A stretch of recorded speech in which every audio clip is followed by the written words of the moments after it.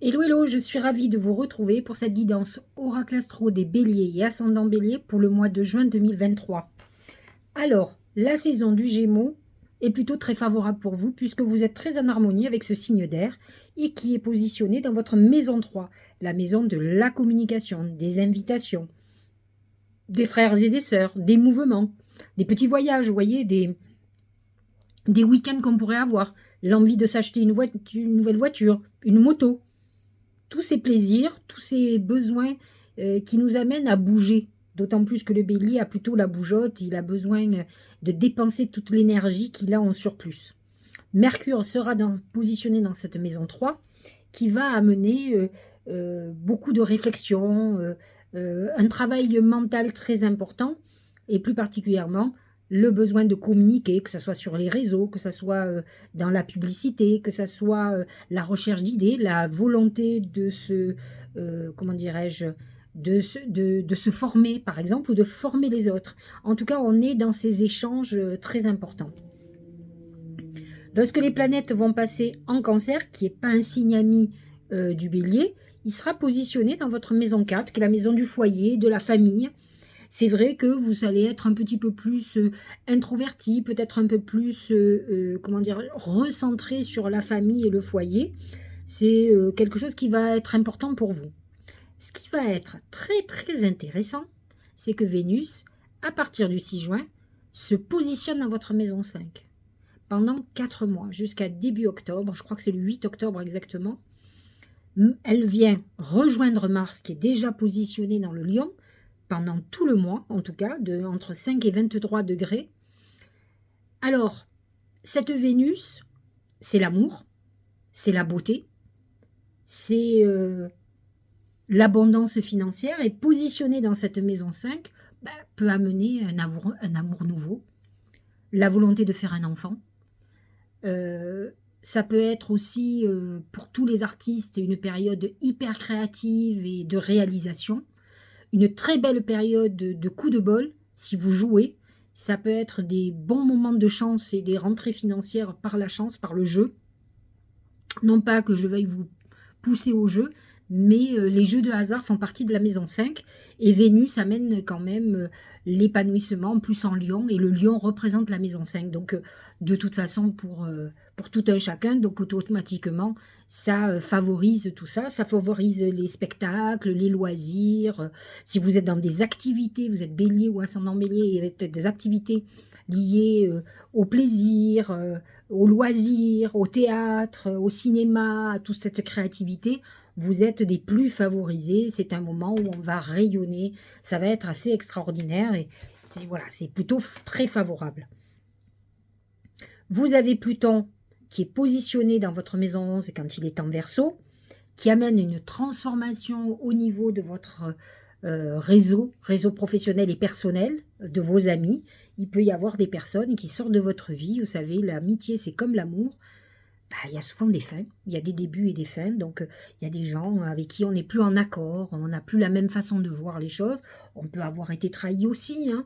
Donc voilà, là il y a ce mouvement, et Pluton, comme il est en rétrogradation, il va repartir dans le Capricorne, qui n'est pas du tout un signe ami avec vous, mais qui est positionné dans votre maison 10, qui est votre maison de la réussite sociale, de vos ambitions, et là, ça va bouleverser profondément, alors ça l'a fait déjà, hein, puisque Pluton est à 29 degrés, il a fini sa course en Capricorne, il a fini avec l'année 2023, puisque là, il y retourne à partir du 12 juin, et il repartira du Capricorne début printemps 2024, pour se réinstaller en Verseau définitivement. Il aura complètement quitté le Capricorne, donc c'est vrai que pendant toute cette révolution en Capricorne, tous les béliers ont été touchés particulièrement et ont transformé leur vie professionnelle, ont abandonné des sociétés, ont monté leurs propres affaires, ont changé de vie professionnelle. Ça a été quelque chose qui a été presque ravageur. Donc là, ça touche le dernier décan des béliers, ceux qui sont presque taureaux, hein, ceux du 19-20 avril, 21 à la limite, puisque le 21, normalement, c'est le taureau. Donc c'est vrai que vous avez des bouleversements profonds. Et c'est c'est le dernier passage qui est le plus fort, parce qu'au fur et à mesure que les passages se refont et s'accumulent, la puissance l'impact de la planète est de plus en plus forte, donc il y a une influence plus puissante. Donc là, c'est la dernière ligne droite, la plus importante. Les poissons sont positionnés dans votre maison 12. Alors on a Neptune déjà, qui lui est encore là à un petit moment, mais enfin il y touche le dernier décan des béliers, puisqu'il touche le dernier décan des poissons, et Saturne qui se positionne dans votre maison 12.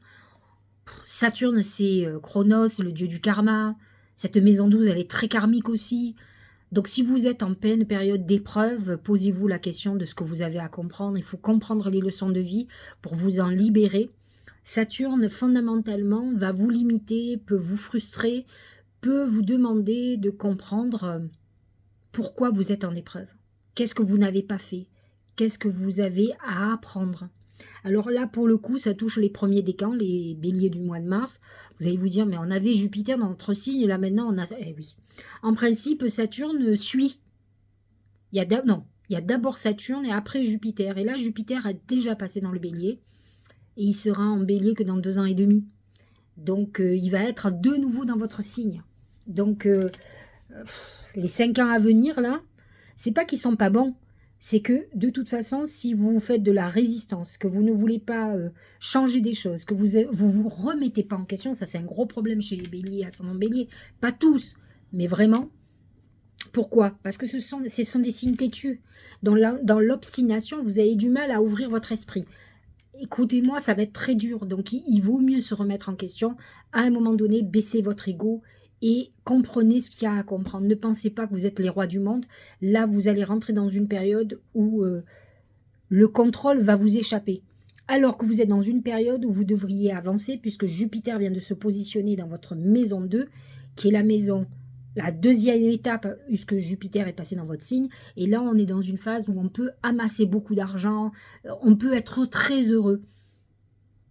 Là, vous devriez avoir l'amour, mais ça va toucher qu'une certaine partie des béliers. Les autres vont se trouver toujours dans cette situation où ils n'ont rien changé. Où finalement, le passage de Jupiter en bélier n'a rien changé pour eux. Oui, il y a eu des trucs positifs, mais finalement, l'essentiel, ils ne l'ont pas fait. Ils n'ont pas fait la remise en question, ils n'ont pas fait le travail psychologique. Donc, ça va être compliqué. La pleine lune en Sagittaire, elle est très harmonieuse pour vous. Elle touche l'axe 3-9, qui est déjà l'axe du Gémeaux Sagittaire, qui est l'axe de la vérité, qui est l'axe de la communication, de la volonté de se former, peut-être même de partir à l'étranger, de s'étendre professionnellement. Donc ça peut être une pleine lune où vous remettez ça en question. Et la nouvelle lune en Gémeaux positionnée dans votre 3 est une très belle nouvelle lune pour faire vos vœux. Pourquoi? Parce que d'abord Mercure est en Gémeaux, et Mercure c'est le messager des dieux, dans la maison 3 qui est la maison du Gémeaux et la maison de Mercure. Donc vous êtes d'autant plus intuitif. Mais si vous ouvrez votre esprit, si vous n'êtes pas dans un truc, je suis têtu, je suis obtus. Hein. Donc nouvelle lune le 18 juin. Très intéressante.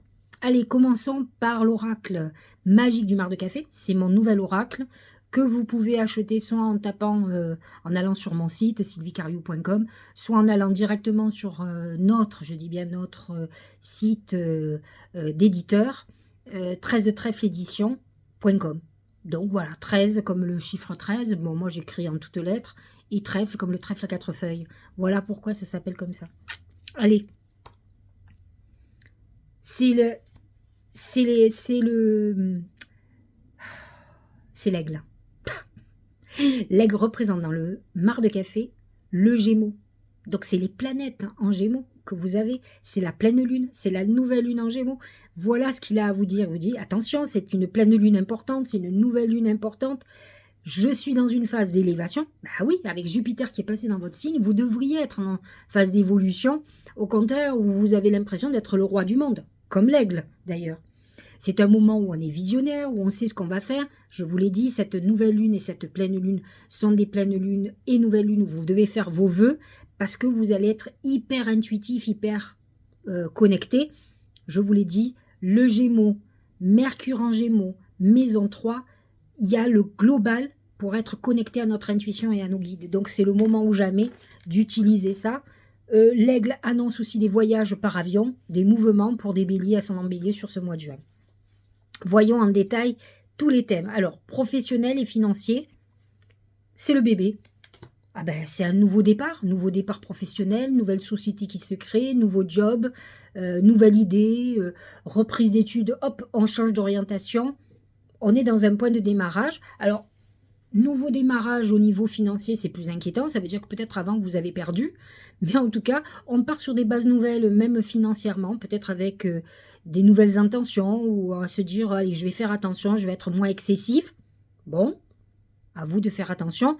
Jupiter en taureau, dans votre maison 2, peut amener beaucoup d'investissements et de volonté d'investissement. Soyez modérés. Au niveau de l'amour, c'est l'encre. Ça amène la stabilité et l'ancrage dans l'amour. C'est vrai que cette Vénus en maison 5 vous donne toutes les possibilités pendant 4 mois de rencontrer un grand amour, une grande passion comme vous les aimez, et aller vers cet ancrage. En tout cas, vous pouvez avoir envie de papillonner, mais les oracles vous disent que vous rentrez dans une phase où vous allez enfin vous stabiliser.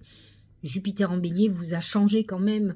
Il y a une volonté quand même de partir vers quelque chose de beaucoup plus harmonieux plutôt que des relations je te prends, je te quitte, ou je te vois pas.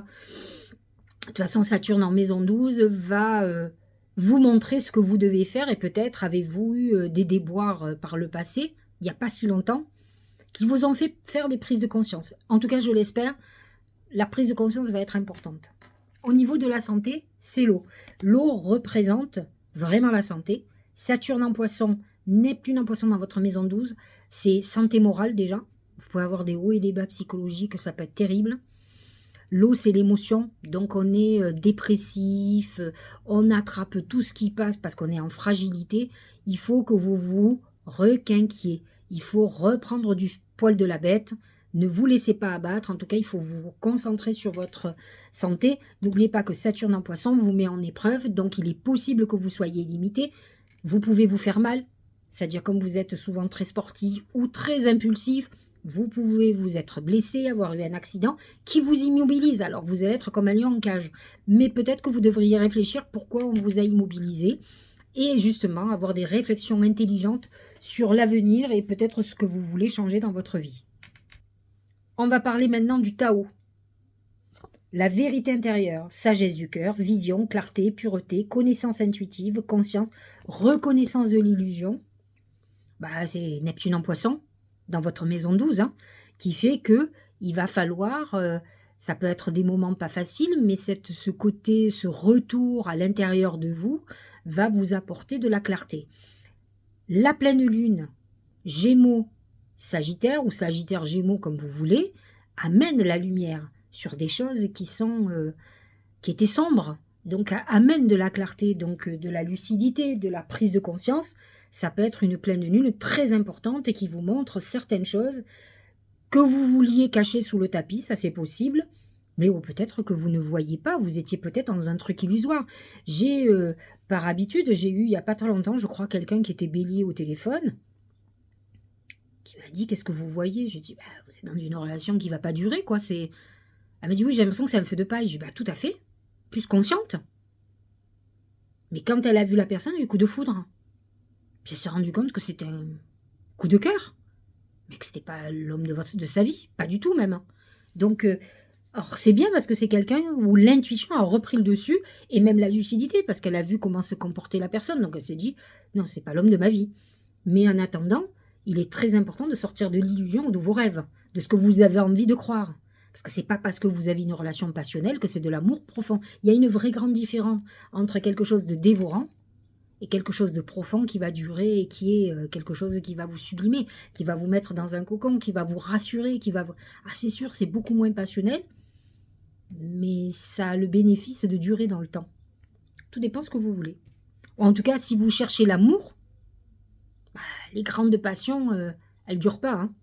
Croyez-moi, la routine quotidienne use l'amour. Croyez-moi. Donc, à un moment donné, il y a intérêt d'avoir des sentiments profonds pour peut-être accepter et créer au contraire des routines avec l'autre qui sont leurs petites routines d'amour, justement.